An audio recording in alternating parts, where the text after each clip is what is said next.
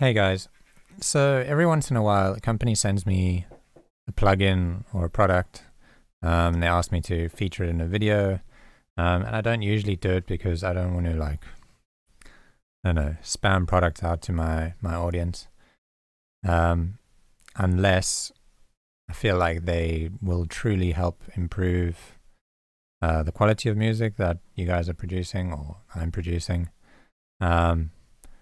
And they're doing a better job than other plugins that, similar plugins in the market.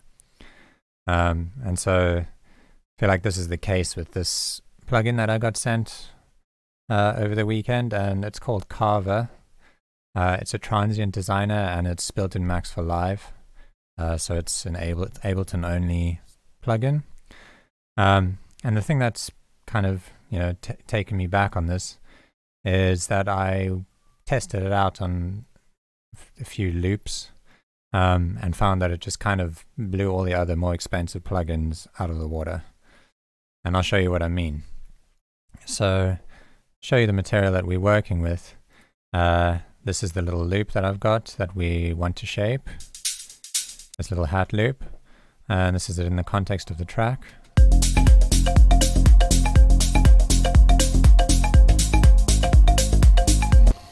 Okay, so what I was finding is that this loop is just, this hat loop is just a bit like messy and, I don't know, too sustained for the style of music. And so I wanted to tighten it up because I like the groove and I like the character of it. I just feel like it was a bit too loose.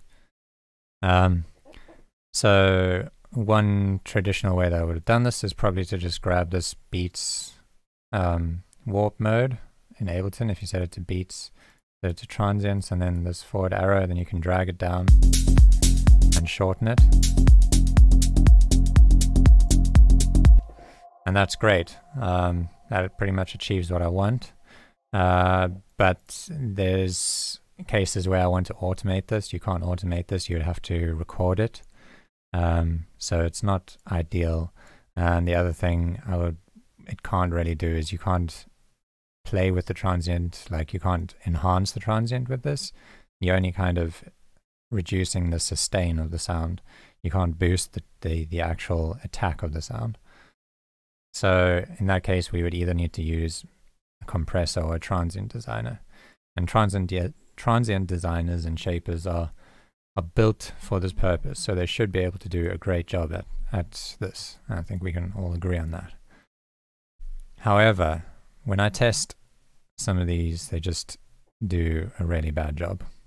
So let's start off with what previously was my favorite transient designer, and that was this Transient Master by Native Instruments.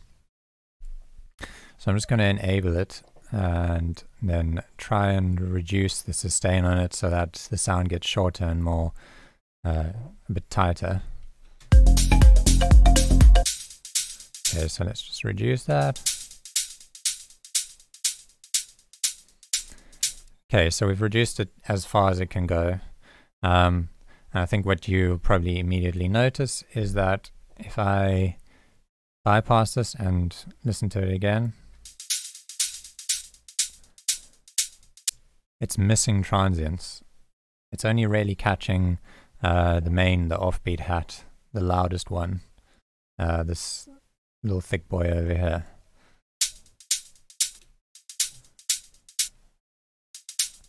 The other ones are kind of like getting buried in the mix. So especially if I unsolo this and not play it.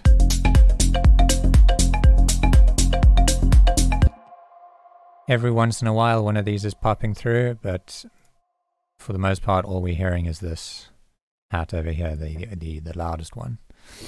And then even if I try and enhance the transients, we're still only really getting this offbeat hat over here. So that's this Transient Master, and this thing costs like, I think, £85, which is like over $100. And then we get to this SPL Transient Designer Plus. Now this is like supposed to be like the industry standard, the go-to transient designer. It's like modeled off analog hardware, and I love it. I think it sounds great when it actually can detect transients. The sound is like really like I don't know, transparent, and it almost makes it a little bit warmer, and it just sounds really nice and smooth. So let's just test this out. So we've got it set to 100% wet. Let me just set the attack back down to 0. Okay. And the output gain is down, so let me just turn that back up. And let's try and bring that sustain down.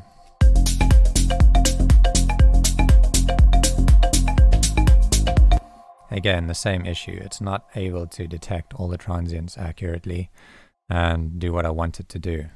It's not doing it. And there's no other way of, you know, making this faster or more sensitive. It's not doing its job properly.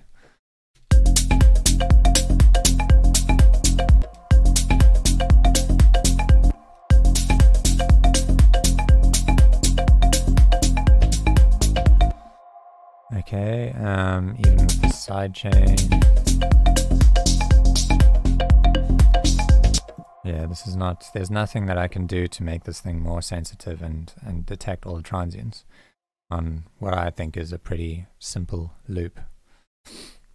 Okay, so that's the SPL Transient Designer Plus. Now this thing goes for like $200. It's pretty expensive. Okay, next up is the Kilohearts Transient Shaper. And yeah, I also enjoy using this thing sometimes, but I found that this has the same problem as all the others. So if we listen to this and try and reduce the sustain,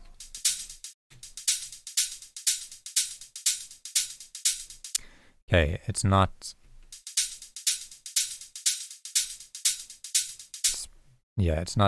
kind of bringing it down as much as I want. And if I increase the speed,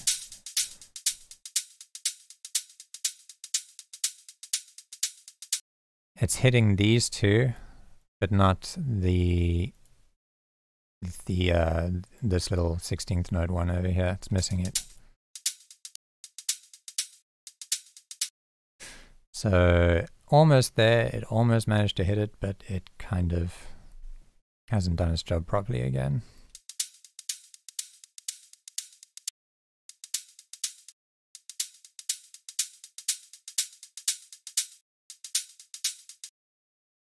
Okay, so that's the Kilohearts Transient Shaper, and I believe this goes for 35 euros. So let's try the Carver now. So the Carver, also a cool thing about this is that it gives us like a visual display of the waveform. I'm just going to reset everything back to its default here. So we can see the transients that it's detecting. It highlights it in green over here.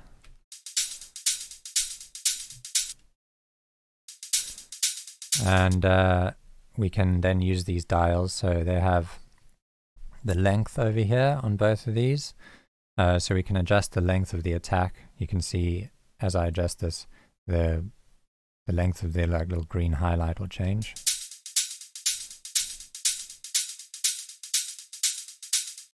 And then we can boost the attack. Okay, and we can also reduce the sustain, which is really what I wanted to do here. So let's try reducing the sustain.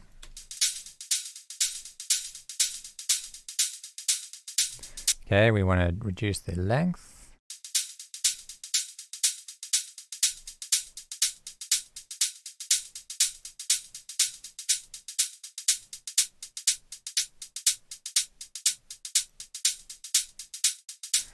Okay, so now we've got the same problem as all the others. It's missing that third one. But here's where this shines. The sensitivity is only set to 85. So if we increase that, boom, finally a result that I actually wanted. It's hitting all of the transients and reducing the sustain on all of them. So this thing far outshines these, in my opinion, all these other ones, and it only costs $30. It's a lot cheaper. And we can even go further with this and customize it even more. So now we've reduced the sustain, bring it down really low. We can change the length of the sustain.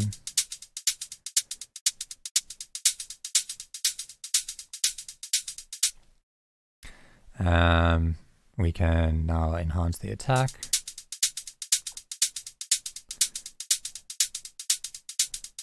We can only get we can get very short and like very granular with it.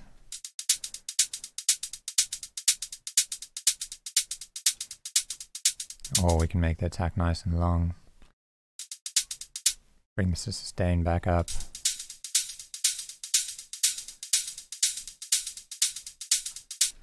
Really, we have like tons of control, and it's catching all of those transients perfectly. And another cool thing is it has this like built-in algorithm that makes sure that the input volume always matches the output volume. You've got an output control over here if you wanted to bring that down, but you don't need to use it. So you can listen to it and bypass it, even using this little control over here, and see how it's changed the sound. And listening to that in the mix, we'll see how it's achieved what I want.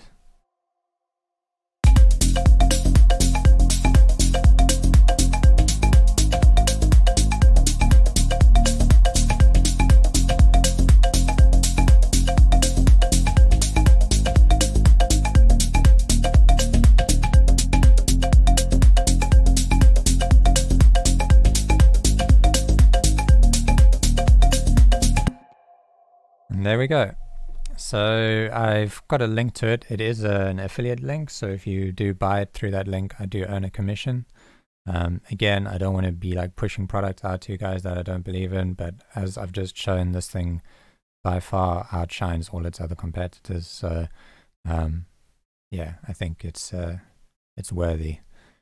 So thanks for watching. I hope you guys like it, and yeah, I'll catch you in the next video.